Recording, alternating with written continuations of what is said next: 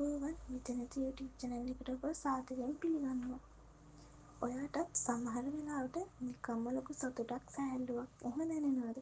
හිතන්නකෝ හොඳට ව්‍යායාම් කරාට පස්සේ හිතේ ඇටියට යාළුවොත් එක්ක හිනා වුණාම එහෙමත් නැත්නම් ඔයා ආස කරන කෑමක් කෑම දැනෙන මේ පුදුම feel good හැඟීම.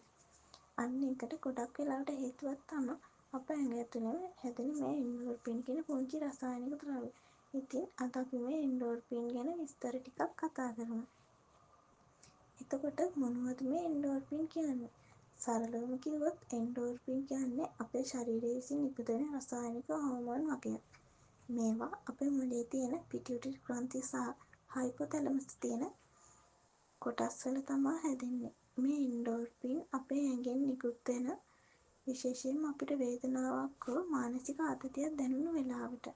ඒ වගේම තමයි ව්‍යායාම් කරනකොට, මසාජ් එකක් කරනකොට, රසවත් දෙයක් කනකොට, ලිංගිකව එකතු වෙනකොට වගේ සතුටුදායක දේවල් වලදීත් මේවා නිකුත් වෙනවා. එන්ඩෝර්ෆින් වල ප්‍රධානම කාර්යයක් තමයි වේදනාව අඩු කරන එක, මානසික ආතතිය අඩු කරන එක සහ අපිට හොඳ මානසික සුවයක් ඇති කරන එක. එන්ඩෝර්ෆින් කියන වචනේ හැදිලා තියෙන්නේ එන්ඩෝජිනස් ඒ කියන්නේ ශරීරය තුළම නිපදවන සහ මෝර්ෆින් කියන ප්‍රබල වේදනා නාශකයක් කියන වචනේ එකතු වෙලා. ඒ කියන්නේ මේවා අපේ ඇඟෙම තියෙන ස්වභාවික වේදනා නාශක. ඒ නිසා තමයි මේවට සතුටු හෝමෝන් කියලාත් කියන්නේ. එන්ඩෝර්ෆින් වල වාසි මොනවාද? විෂාදීය රෝග ලක්ෂණ සමනය කිරීම, මානසික ආතතිය සහ කාංසාව අඩු කිරීම, තමන් ගැන හොඳ ආත්ම අභිමානයක් ඇති කිරීම, බර අඩු කර ගැනීමට දායක වීම, දරුවා ප්‍රසූත කිරීමේදී ඇතිවන වේදනාව සමනය කිරීම. කොහොමද අපේ ඇඟේ එන්ඩෝර්ෆින් නිපදවන්නේ? එන්ඩෝර්ෆින් නිපදවන්න තියෙන ලේසිම සහ හොඳම ක්‍රමයක් තමයි ව්‍යායාම් කරන එක. ගොඩක් අය දුවනකොට ටික වෙලාවකින් ලොකු සතුටක් සැහැල්ලුවක් දැනෙනවා කියලා කියනවනේ. අන්න ඒකට කියන්නේ රනර් හයි කියලා. ඒකට හේතුවක් එන්ඩෝර්ෆින් තමයි. වේගයෙන් නැගිටීම, පීනන එක, නටන එක, කඳු නගන එක. ව්‍යායාම් වලට අමතරව ලිංගිකව එකතු වීම, කටු චිකිත්සාව, මසාජ් එකක් කර ගැනීම, කෑම කන එක විශේෂයෙන්ම ආසම දෙයක්. එන්ඩෝර්ෆින් මට්ටම අඩු වුණාම මොනවද රෝග ලක්ෂණ? විෂාදය, කාංසාව, ඇඟපත වේදනාව සහ රුධාව, යම් දේවල් වලට ඇබ්බැහි වීම, නිින්ද නොයාම වගේ නිින්දේ ප්‍රශ්න, හිතුවක්කාර විදියට හිතන්න බලන්නේ නැතුව වැඩ කිරීම. එන්ඩෝර්ෆින් අඩුකම නිසා මොන වගේ සෞඛ්‍ය තත්ත්වයක් ඇති වෙන්න පුළුවන්ද? ඇඟ පුරාම දිගු කාලින වේදනාවක් ඇති කරන තත්ත්වයක්. තමන්ටම හානි කර ගැනීම. ඒ කියන්නේ මානසික ආතතිය දරා ගන්න බැරි වුණාම తాවකාලිකව එන්ඩෝර්ෆින් සහනයක් බලාපොරොත්තු වෙන්න. ව්‍යායාම වලට ඇබ්බැහි වීම.